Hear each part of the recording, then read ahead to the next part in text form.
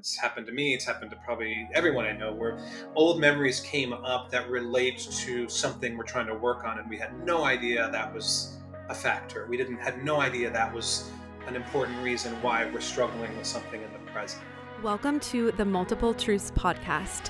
We're your hosts, Holly and Brittany. This is a space where we can come together healing in community, where we share our self-love journeys, insights, and wisdom. A space with no hierarchy or judgment, fostering love, compassion, and respect, and where we honor our differences. With open minds and hearts, everyone's truth is welcome here. We are in this together. Let's dive into the episode. Hello and welcome back. You're here with Holly, and today we are diving into all things ayahuasca because Brittany and I both share about our experiences with plant medicine, specifically ayahuasca, a lot. I know we sprinkle it in almost to every episode that we do together. We talk about plant medicine just because it's been so instrumental in our healing and in our growth. But we are very much still learning from this medicine. So I wanted to have someone who really works with and is trained in this medicine to come on today to basically give ayahuasca 101. So we're going to be diving into what is ayahuasca, what are its healing properties, how can you find a shaman or facilitator that is in integrity with this work? How do you prepare for and integrate your experience, and just so much more? We cover a lot during this short period of time together. So I'm so excited to have this conversation with Alex Thieberg. Alex is a licensed psychotherapist with nearly 20 years experience. His practice specializes in trauma healing and helping people prepare for and integrate healing experiences with psychedelic plant medicines.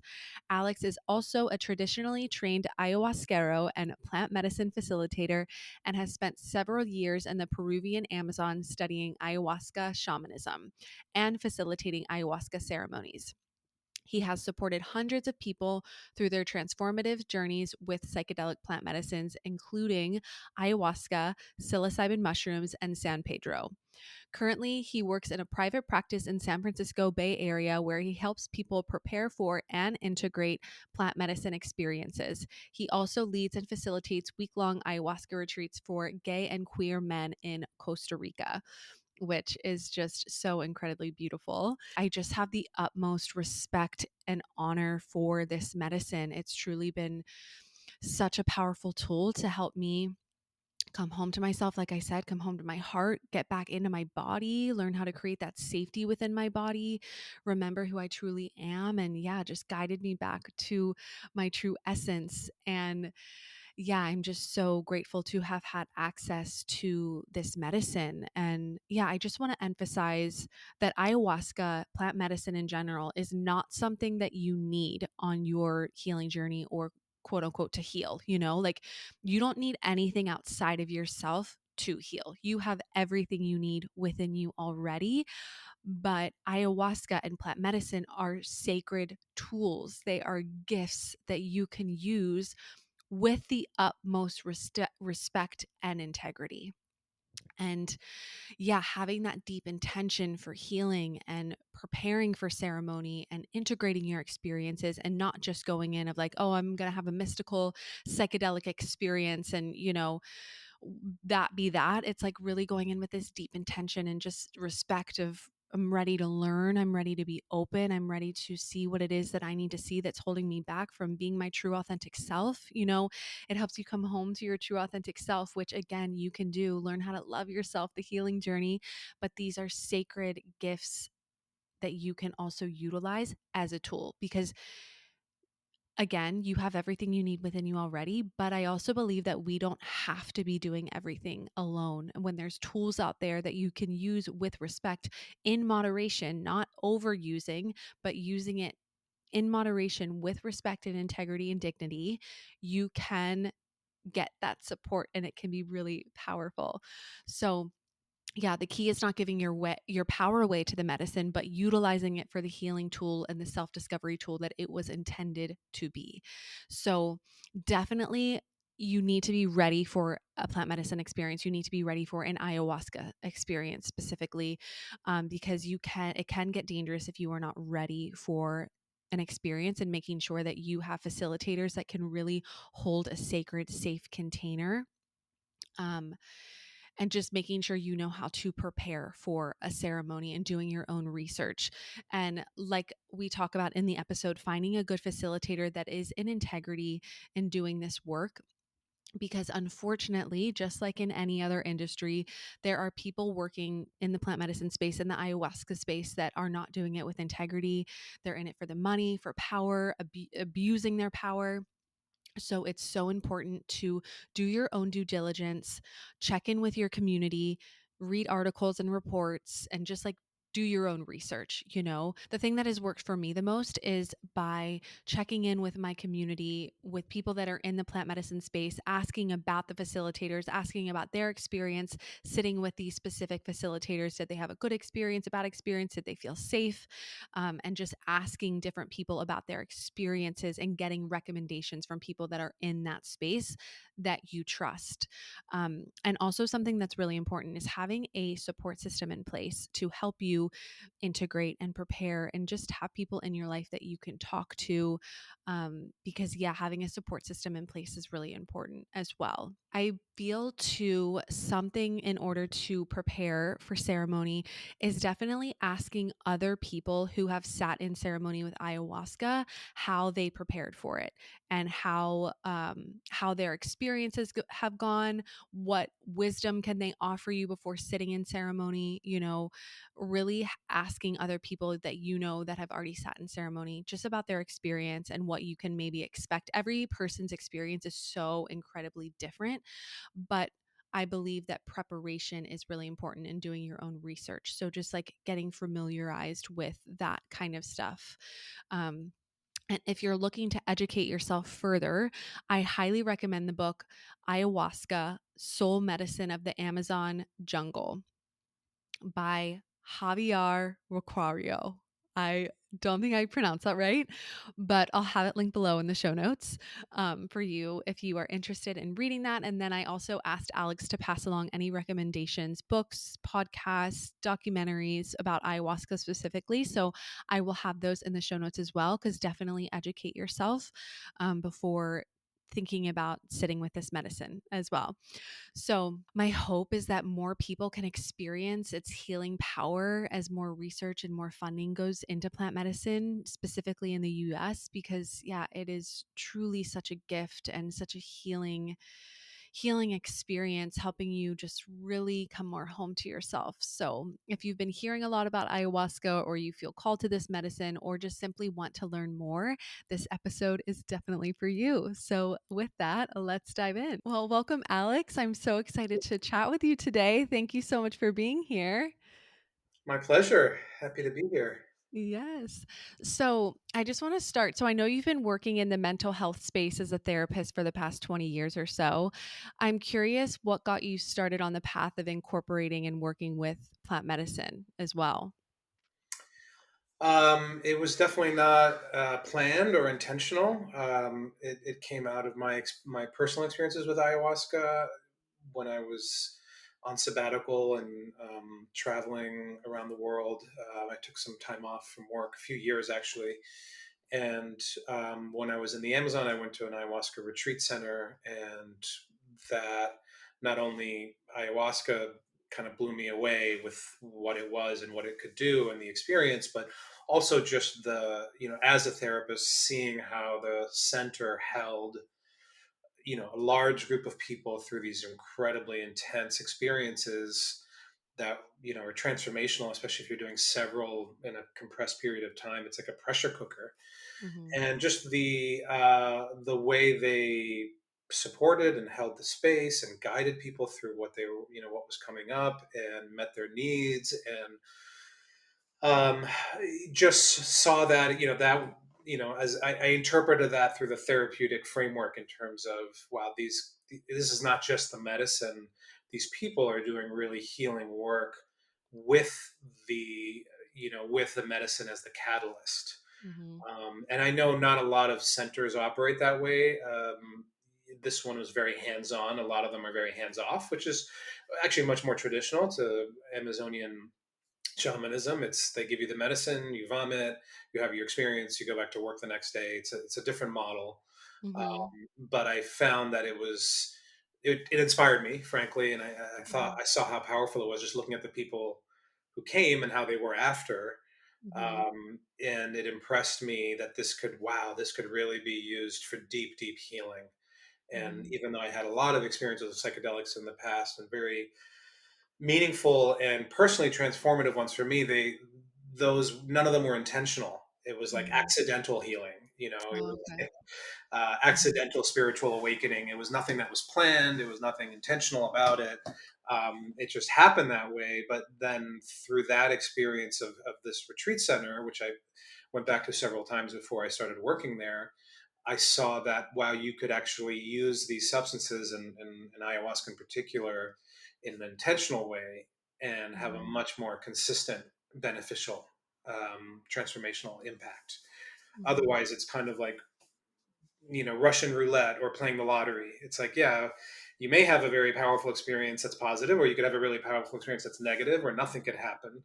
Mhm. When you're doing it recreationally, there's a lot more kind of anything can happen, I think, than when it's in a well held, intentional container.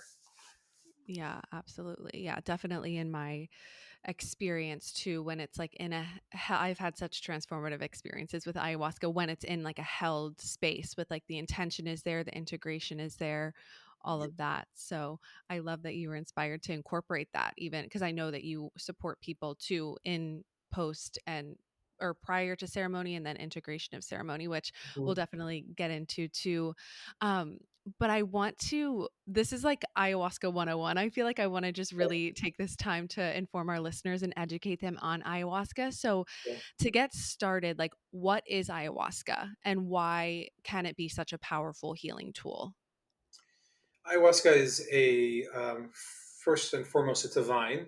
It grows in the Mhm. Amazon naturally. It's endemic to the Amazon. It has since been, transplanted to other regions like Hawaii and Philippines, anywhere that's you know, basically rainforest. So it is a jungle vine from the Amazon. It is also the name of a brewed tea, for lack of a better word, but it's like an infusion of ayahuasca, the vine, and often other plants. Sometimes people will just boil down a tea of the vine and use that Mhm. for healing in the Amazon, traditionally, the medicine men there and women. But most commonly, it's used in combination with other plants, at least one of which has a psychedelic compound, DMT. Mhm. So ayahuasca does not have the actual the DMT, which creates these big bright visions. It has some psychoactive compounds that do create more subtle, muted visions, and but not nearly to the extent of DMT, which is a classic psychedelic and creates a very big visionary space. So ayahuasca is a tea that most often combines these elements: ayahuasca, the vine, and usually a plant. The most common formulation is another plant called chacruna, Mhm. which is like a shrub, also from the Amazon, and the leaves have DMT, and they're boiled down together for many hours and create this very dark brown, often kind of thick tea Mhm. that is drunk, and it creates a powerful visionary experience for several hours. In addition, it's also a purgative. The vine itself has a lot of purgative compounds, and so it's used. It's even given to like children and infants on its own in small amounts to help clear out parasites, which is when you live in a rainforest is a very common challenge. Is there's lots of parasites and bacteria and organisms that are bad for the body, and so ayahuasca is used widely to clear that out in the traditional medicine um, uses. People who don't have access to the hospitals and pharmaceuticals, that's kind of a first line. Mhm. So it has this combination of purgative ability to release things, and also this big visionary state. Um, it is also considered a master plant teacher and a spirit guide to those who work with it. So, in other words, that there's a consciousness and an intelligence a spirit of ayahuasca that you can experience and connect with when you are under the influence, and receive guidance, ask questions. It can kind of teach us about our lives, about spirituality, about ourselves, often about whatever our intention is. So Mhm. it also brings a lot of wisdom, and Mhm. particularly for personal work and healing and clearing out trauma and all our old baggage. It's very good at that, and it has a lot of wisdom to offer and guidance to offer on that front. Um, Yeah. Yeah, and isn't it, I know sometimes it's referred to as like the mother or grandmother spirit. Can you like elaborate on why that is for people? Yeah, so there's a lot of conflicting opinions about that. So the Mhm. idea of this like benevolent grandmother is, I think, very much a modern Western, foreigners coming down and interpreting it that way. Mhm. In my lineage that I learned, there is no gender. It's just ayahuasca. It's a powerful Mhm. spirit. You respect it, you work with it, you earn its trust, and then you can help people with it. Mhm. But there's also this kind of colloquial expression in the Amazon that's very traditional, which is they call the head spirit of any plant its mother. Okay. So every medicinal tree or plant that people work with, it has a mother. And Mhm. so they will refer to it as a mother. It doesn't mean that tree or plant is feminine instead of masculine. Mhm. So they all have their mothers, and I suspect, I don't know, it would be a great anthropological like examination of where did this come from? This idea that it's like this kind of hugging wise grandmother.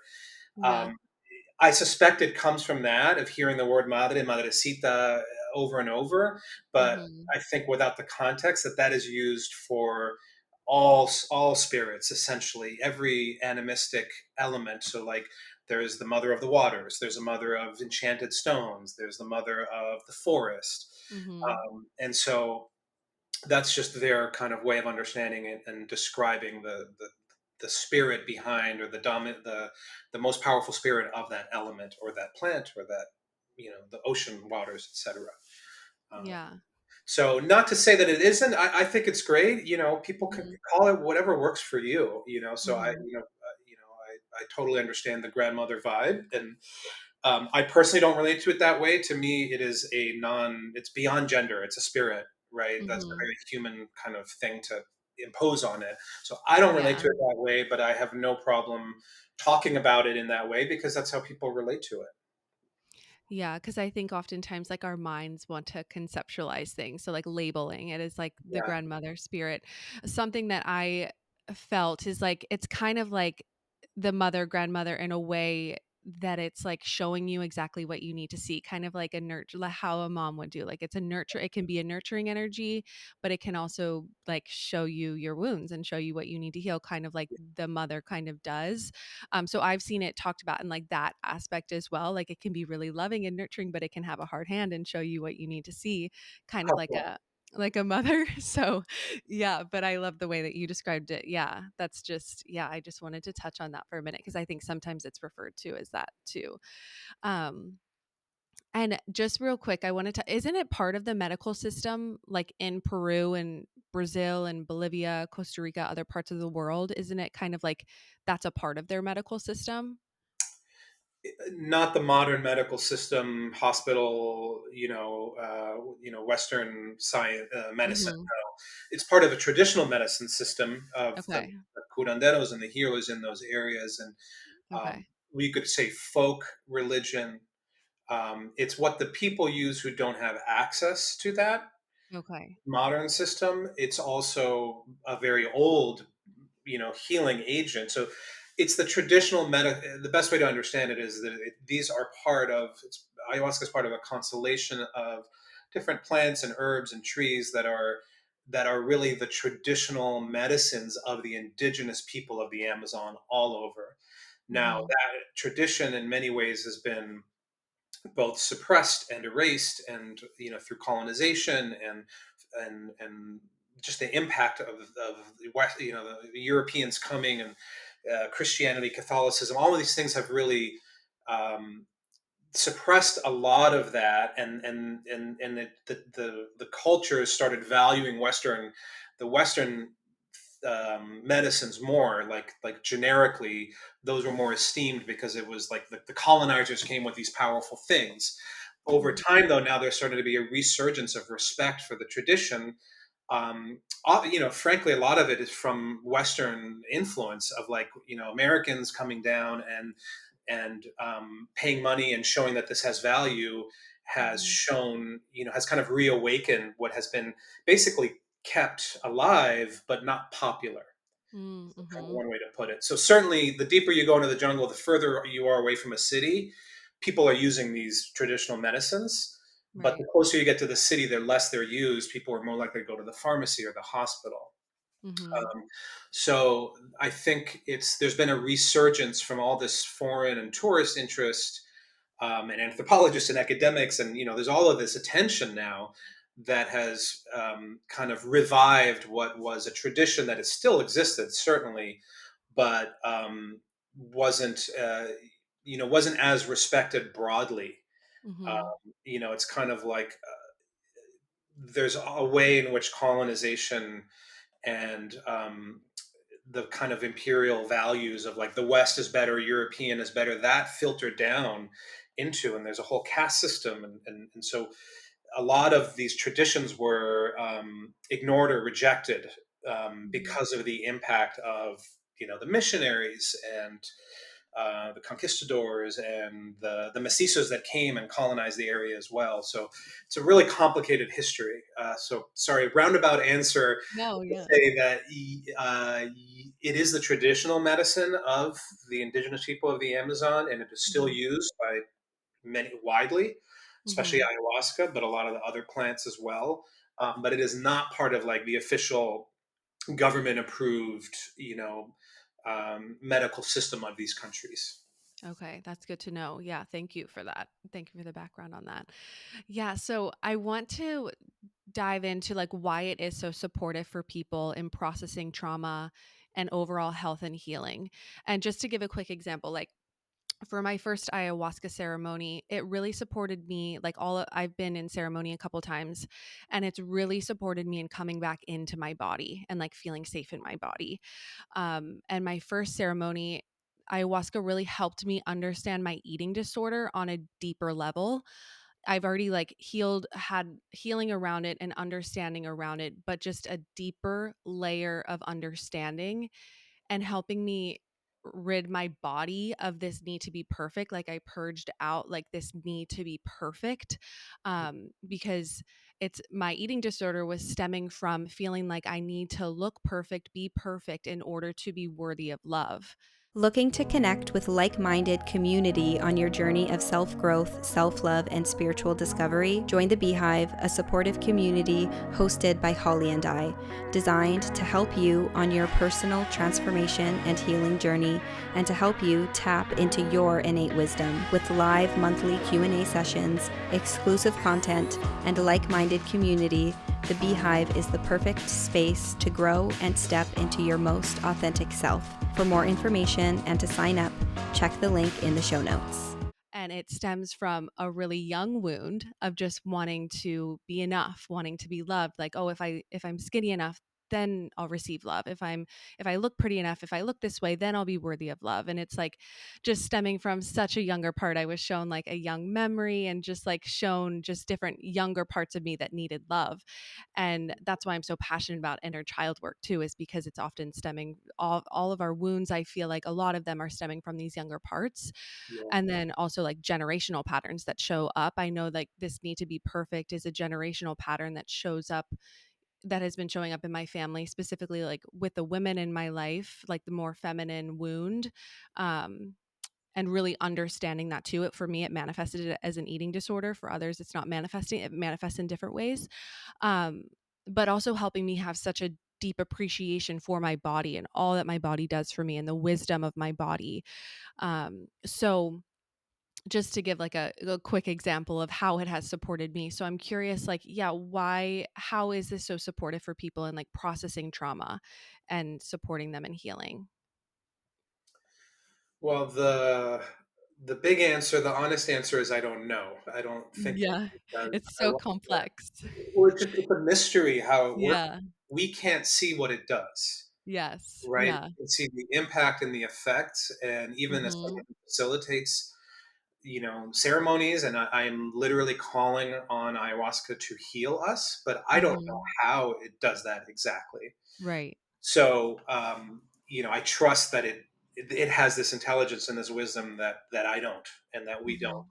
Mhm. But from what I have observed and experienced, I can say that with trauma, some things that I can see that it is doing. So maybe the tip of the iceberg, let's say.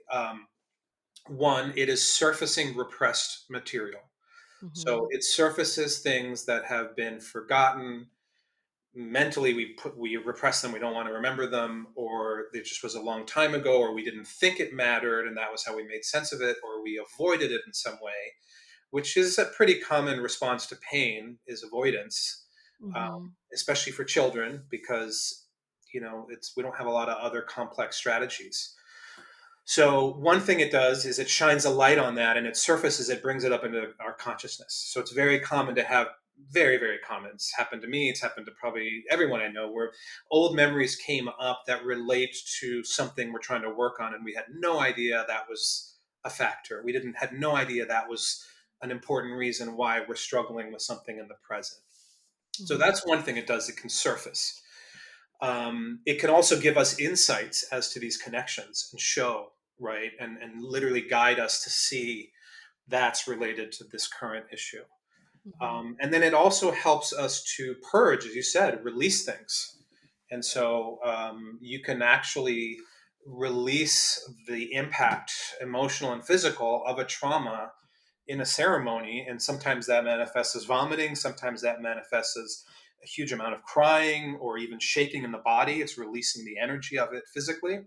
Mhm. So that is another way that it works on things like trauma. And then, I think also real quick, that's like yeah, what scares people, I think, is like yeah, thinking that, oh, I'm gonna have to sit and I'm gonna be like purging all night. But it's really how someone described it to me is like we say, oh, I'm getting sick all night, but really it's like I'm getting well because it's like ridding things from your physical body because our physical body holds on to stored emotions, stored trauma that our minds may have forgot, but our bodies still remember the impact of painful experiences. So it's like helping you rid that from your body either in all the different types of ways that you just explained. So it's actually like such a beautiful thing to I feel like, I've only honestly purged once, but I've like yawned and I've shaked and my body has been moving in different ways, but I know it's just releasing and it's so supportive because it's like releasing stored things from your body, which ultimately is freeing your body up to like help regulate itself even more. yeah, Yeah. 100%. Uh, that was the other thing I was going to mention, was just the physical aspect, which is Mhm. something that like therapy can't really touch. Mhm. And what I mean is that exactly what you said. So much of trauma is stored physically in some way. It's held. The energy of it, the emotion of it, is held in the body in some way, and we don't Mhm. really totally understand how. There's a lot of theories, even kind of modern Western research is trying to understand that. We don't really understand it, but it's clear that it does in some Mhm. way. And so the beauty of ayahuasca, and what makes it, like, you could say, the master therapist, is that it works on all these levels. It's physical, it's inside you, working on you, right? Mhm. It's emotionally, it's stimulating old emotions to come and be released.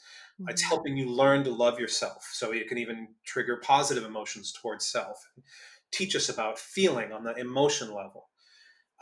Mentally, it can gives us insight and guidance and show us things, right?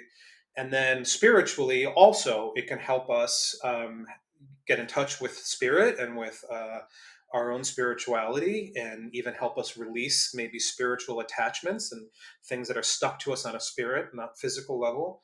So it works on all the levels, and that's kind of what makes it so incredible. And what I love about it is that there's no stone is unturned. It can access everything in the human experience and work with it in some way. Yeah. And I think it's so important to know too, like every single person's experience is so incredibly different. And like the way everyone and every ceremony is going to be different, I feel. Because I've sat with it, like I said, a handful of times too. And there's been times where I feel it working on my physical body. Like I felt ayahuasca supporting my gut because I was dealing with a lot of gut issues and I could feel it physically moving through my gut. And Mm. then another time I had to purge and I was, getting sick of that need to be perfect. And then another time it was beautiful and powerful and I was connecting with like my all of my guides and I just felt so much love and so much support and so much warmth in my body. And it's like every experience, I feel like, yeah, every experience is just so incredibly different, and healing in their own way too. Yeah. Yeah. So I want to talk about now, like, I know ayahuasca is definitely not for everyone. Like, I feel like you have to be ready for it. It can be dangerous if you are not ready for it. Mm. Um, but if someone feels called to ayahuasca, what do you feel like are the steps they should take in finding a good facilitator? And how can you tell if a facilitator is in integrity with the work? I mean, it is very hard to tell as an outsider, right? Hmm. You're entering a world you don't know, especially if you have no background in, shamanism or spiritual type work. Hmm. So I think the best thing is a referral or a reference, someone that Hmm. you know and trust and has experienced it and has had good experiences with that facilitator in that setting.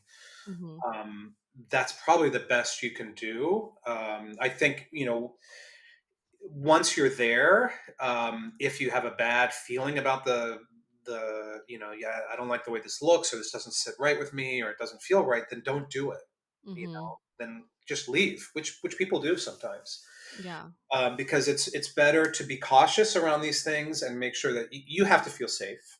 And Hmm. so, if it's not feeling safe, don't do it. That's not going to be a good recipe.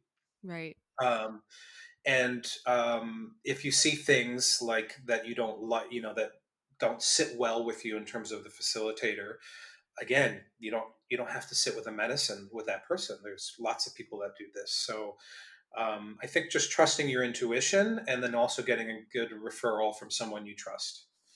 Yeah, definitely. Cause I know, even for me, like I was really nervous my first time, but that didn't mean that I was at the wrong place either. It was like I could feel that I was really nervous, but I was sitting with myself and I'm like, no, this is just like scary because it's the unknown, you're Yeah, safe. So I think it's to being able to decipher if it's like your intuition or if it's fear coming in of like fear of the unknown. yeah, But definitely like what you said, find talking to people that have been in ceremony before and who they sat with and who they recommend and all of that. Cause yeah, I think the facilitators are so important when it comes to sitting in ceremony, making sure that they can hold the space, that you feel safe in their energy, all of that. So, yeah, I feel like it is just like very an intuitive process too. And then, yeah, talking to yeah. people you trust. The thing about the facilitation is that it also needs to match all the levels that ayahuasca works on. Mm-hmm. And so, to be a competent and I think safe facilitator, you have to be able to you have to be skilled to some degree in holding the container on all those levels. So physically, emotionally, mental, psychologically, and spiritually. Mm-hmm. And not everyone like has that or knows how to do that or is effective in those areas. So it's like you really want someone that can hold all of that, because Mm-hmm. that's what's needed to do this well and to do this effectively. Yeah, absolutely. Yeah. And I'm curious, what would you recommend the size of the group be for someone starting out? Because I know for me, like I'm very sensitive to energy and like I can pick up people's energy and experiences so easily. So for me, I really get the most out of like small groups, like groups that are Yeah. like 9 to 20 people, just like for me and my energy, I just know I'm very sensitive. But I'm curious, like, what do you recommend for someone starting out? Well, it depends on the person. So Yeah. definitely someone who's more sensitive, like you just described, Mhm. they're gonna feel safer in a smaller setting. But Right. um, the other thing to consider is that there's lots of people serving ayahuasca in lots of different settings. Not all of them are healing settings. So, are you looking Okay. for personal work and trying to heal something, or are you just curious about ayahuasca? Because Mm. there are groups that do 50-person ceremonies that it's basically a musical concert and like a million instruments and singers and musicians, and it's very cool, but Mhm. it's not focused on healing. It's really Okay. focused on the beauty of the music and maybe getting in touch with kind of the devotional spiritual side of things. There's also Santo Daime and other ayahuasca churches like the UDV. These both come from Brazil that are basically, it's like going to church. If you grew up Mhm. Catholic, which I did, those ceremonies feel very similar. There's the Mhm. same kind of sit in a pew vibe and stand up and sing when you're called to sing, and do the hymns. Or there's a hymn book. And so it's a very different vibe. Again, that is not focused on healing, right? It's Mhm. not. It's not, and it's also not what I would call a shamanic framework, where it's like you're calling on the spirit of the medicine to do healing work for you. It's Mhm. more devotional, it's more worship, and it's syncretic with Catholicism. They're also worshiping Jesus and African deities from the Yoruba culture, the Orishas. So there's such a wide variety of Mhm. experiences that I would say if you're looking for a healing experience, meaning you want to do some personal work in some way, you want some personal transformation or growth, then I would focus on groups that are oriented towards that, where the ceremony is guided in a as a healing modality, and those Mhm. tend to be smaller. You're not going to find a lot of groups of 50 doing that because it doesn't work well. Mhm. So there's 10, 15 people. Less than that I think is kind of ideal um, for that kind of Yeah. work. And you can always, there's also one-on-one, Mhm. do that, one-on-one ceremonies if you really want to have that privacy. Okay. Yeah, and that's I find too with the smaller groups, just when it comes to like integration, the morning after ceremony, just I feel like when it's smaller, you and it's in with the intention of healing, there's just so much beauty that comes from like connecting with one another in a small space, everyone getting the opportunity to share, hearing each other's stories. There's something just really beautiful about that small community that I find. But yeah, definitely dependent on what you're looking for. It sounds like, yeah. We're interrupting this episode to share something close to our hearts, our virtual healing circles. We have been loving them so much and meeting so many of you incredible people through them. Brittany and I are passionate about bringing people together to support one another and heal in community. We felt alone on our paths for so long, and coming together in community has been instrumental to our growth, and we've both seen the importance in it. We aren't meant to do this alone. In unity and vulnerability, we find strength, courage, and support each other on our paths back to ourselves. Our monthly virtual seminars blend discussions, workshops, and practices to nurture your mind, body, and spirit. Whether seeking guidance, healing, or a listening ear, our gatherings offer a safe, inclusive space for people to connect, heal, and grow. Join us on this journey of healing in community. Together we can heal, grow, and thrive. Register for the next circle using the link in the show notes. We hope to see you there. Okay, so when it comes to preparation and integration, if you're sitting in ceremony with ayahuasca, I want to dive into that because I know you support people with that as well. And I truly believe that setting intention prior to ceremony, like going in with an intention, connecting with yourself. I know there's a part of your diet that you have to change to cleanse the body. Um, if you want to talk about like the best way to prepare for ceremony and then go into like the best way to integrate post ceremony, because also integration is such a huge component of the healing process with ayahuasca. But first, if we yeah, let's just dive into like the best way to prepare for ceremony, would you say? Well, the best way to prepare for ceremony, I think one is to respect the diet, like as you mentioned, the diet that comes with. There's a preparatory diet. It varies by different lineages and traditions, but that all involve cutting out some things before sitting with the medicine. So I think respecting that, whatever the Mm-hmm. diet is of the tradition that you're going to be sitting with. Mm-hmm. Same with cutting out supplements, medications, over the counter prescription medications. Basically, to me, the diet's broader than just food. It's really about clearing out all extraneous um, things that you ingest: alcohol, cannabis, drugs. Clearing all of that out before you sit with the medicine is a really important part of preparing. Mhm. So that's one, is that all the restrictions and the dietary restrictions as part of that.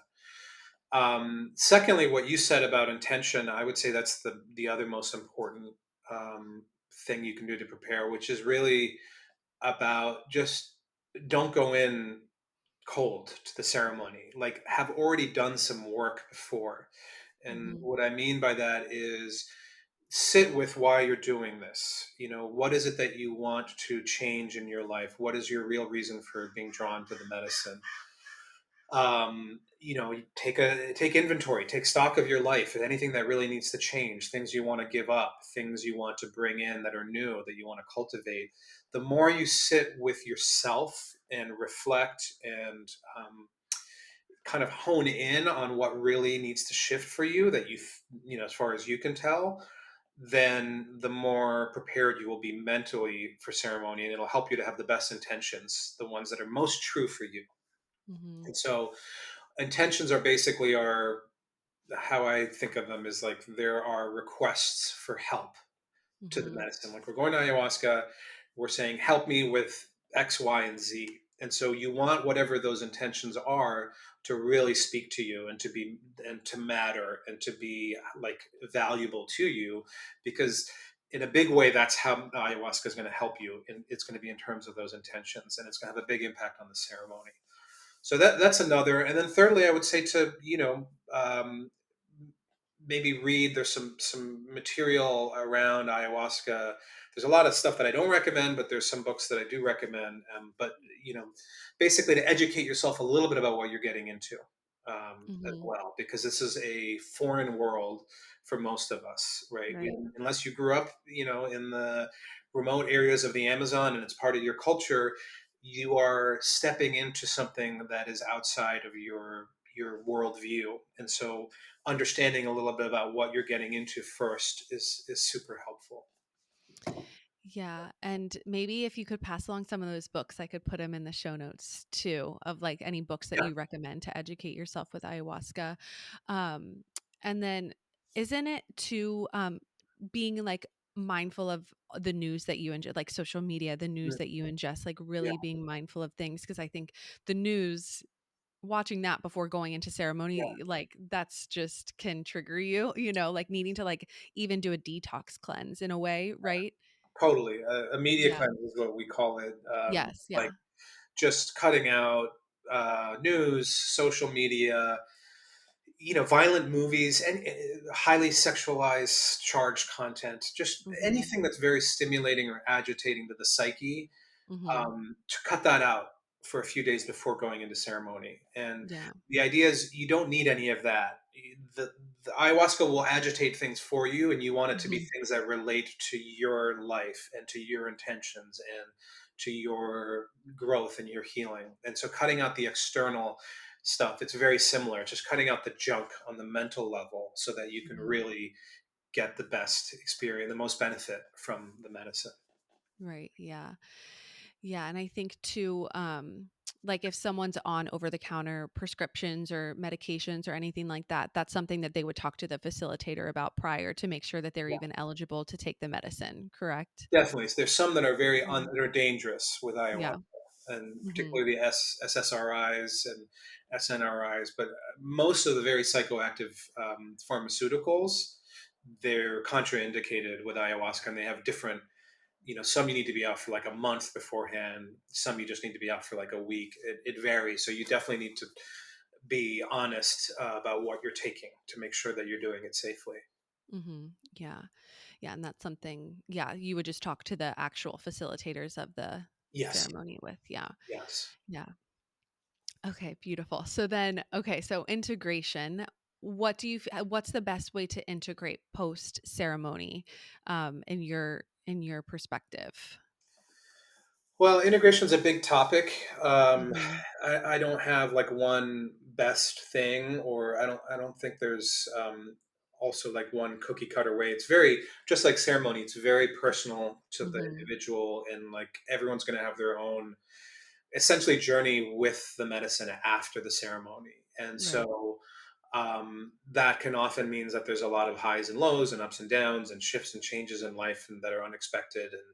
And but some things that I have found to be very helpful are one, not rushing back to your life right after. This is hard in the weekend retreat format where people are, you know, working their 9 to 5, doing a ceremony on the weekend, and then going back Monday morning. But ideally, especially the more ceremonies you're doing, having time off where you don't have a lot of commitments or responsibilities and you can just have space around the ceremony.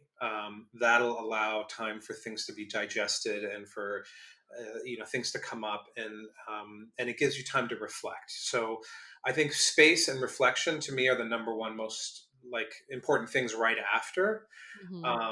And also continuing to think about what happened, and like journaling, talking about it, keeping it alive, and Mhm. and looking back at what came up in the ceremony, what was so meaningful, why did that matter to me, what does that mean for my life. I think those are things that can really help you in the process.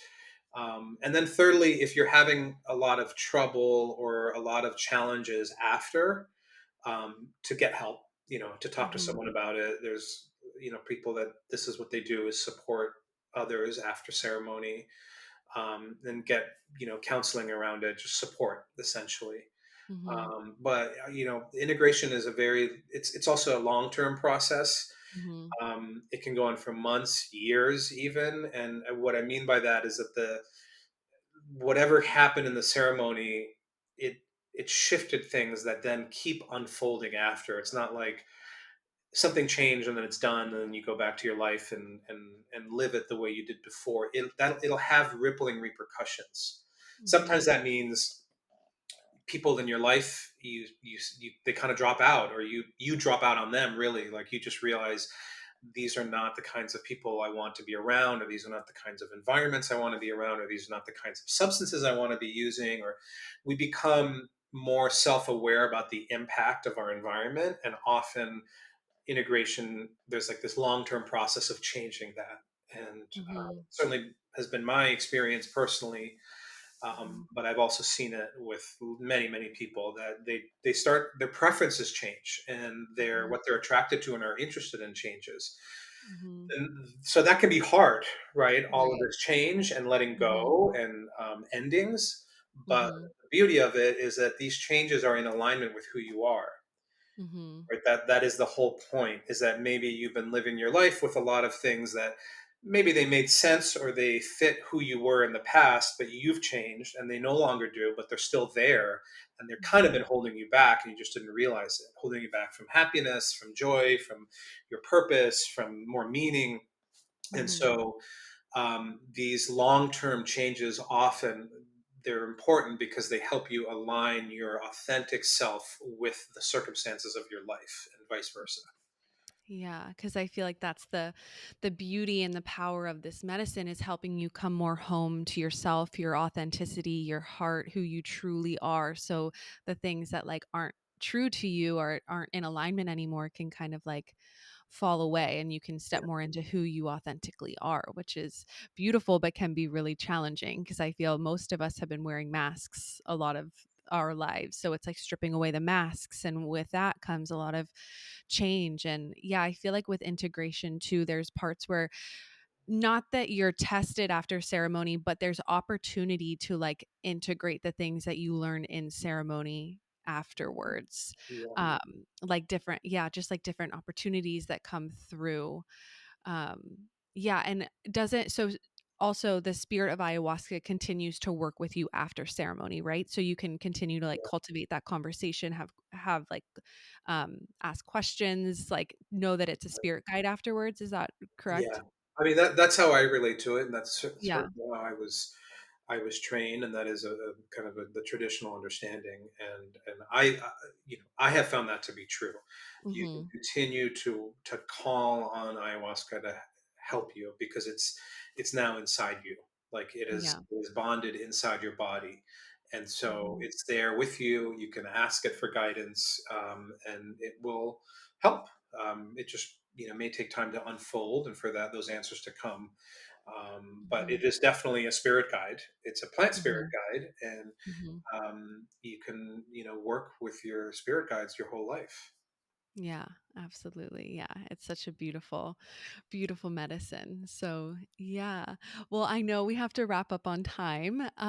Is there anything that we missed? Anything that you'd like to add about ayahuasca or yourself or anything? No, the only thing was about integration that I didn't mention was the importance of taking action. Mhm. Of like, if you got a lesson or a message or an insight or guidance on like something you need to do it. Take action.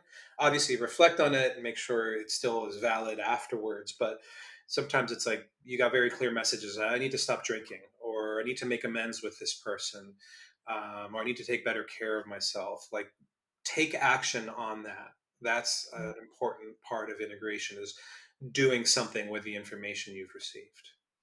Yeah, thank you for adding that too, because I think too oftentimes, I think a misconception that or a yeah, something that I feel is out there is people think that plant medicine is a magic pill or a quick fix or can be a magic pill or quick fix. But if you don't integrate the things that you learn during ceremony and then you keep going back to ceremony, I think like the same things keep Totally. coming up for you to Yeah. learn until you learn that lesson, until you actually integrate what you're learning. Yeah. Because it can't do the work for you. The work starts after ceremony, actually Yeah. showing up for yourself and integrating and implementing the things.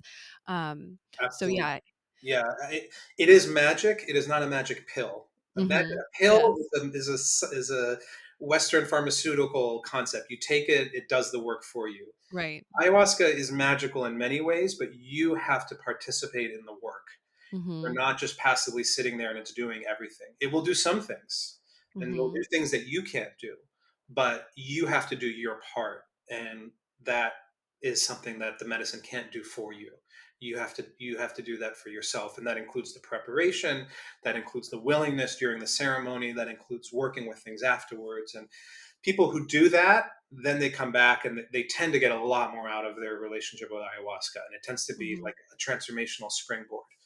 People who don't, like you said, you kind of end up you're running in place. You end up retreading a lot of the same things because you didn't do your part.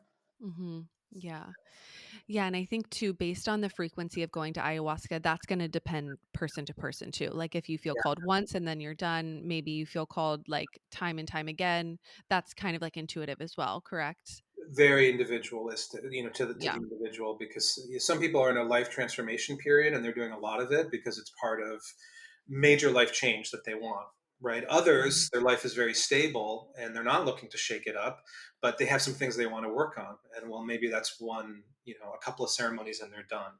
So it Mhm. really depends on the person, where they are in their life, what they're looking for, and what they're needing. Mhm. Yeah, absolutely. Awesome. Well, if you just want, I'll have your website in the show notes. Could people reach out to you? Like, do you do one-on-one support post ceremony work, pre-integration, and then you're also hosting ceremonies as well, correct? Yeah, I love supporting people through their experiences before and after. So that's a big part of my personal practice. So definitely they can Mhm. reach out to me for that. Mhm. The ceremonies I facilitate are in Costa Rica right now, and so they're part of a gay and queer men's retreat program down there. Mhm. And but yeah, they're happy to. Anyone wants to reach out, please feel free. Just email me.